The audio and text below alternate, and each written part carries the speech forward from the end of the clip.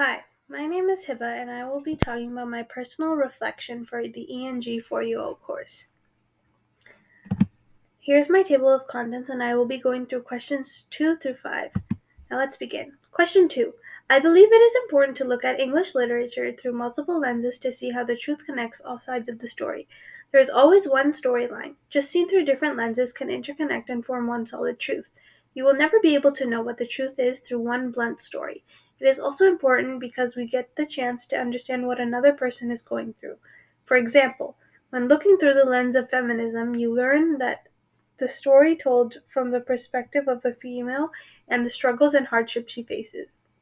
Lack of rights, injustice, freedom, etc. Together we learn and educate others about what we face as individuals as well as a group. This also allows us to understand and relate to one another, providing an extra set of hands when one needs help. In a way, it brings people together in harmony and peace. Next, I'll be talking about question 3.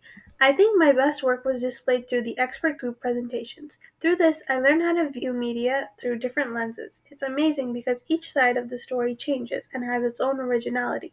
Yet at the same time, they all come together with very similar meanings. I can use this to see how others people think.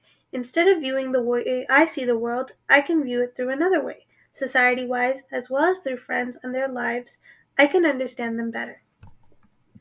Moving on to question 4. I enjoyed reading the Miss Marvel comic book. As a Muslim female Marvel fan, I was curious if Kamala was represented similarly as she was in the TV show. Turned out, she was very different, in a pretty bad way.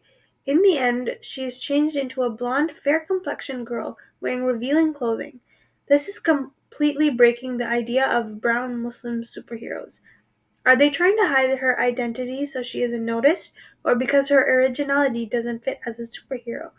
It was fascinating looking through the critical race and post-colonial criticism lenses, as Kamala faced many microaggressions that I have faced as well. I learned that assumptions are made based on what people think is true. Nothing is factual, but instead everything is opinionated based on stereotypes. Before judging, one should ask to see if this fact, quote unquote, is correct. I see that assumptions can truly break someone and their identity. And finally, question 5. I think I can improve on my writing skills based on my editing skills to make it sound more professional. 3 ways I can target that is through number 1, self-editing. Since I'm the one who knows what the teacher is expecting on the essay, I should start by checking to see if everything is included, including my formality being on point, nothing being missed, and that all changes are made. Number 2, peer editing. It would be nice to have someone else read it for you as well because you get feedback from another person. They can edit to ensure you got all the information covered as well and see if one will be engaged to the point you're trying to make. And finally, number 3, online editing. Work checkers like Grammarly can catch things automatically that we have missed. Grammarly also gives ideas on how to change your work to make it better. Playing around with it acts like an extra set of eyes that are willing to make you do well on your essay.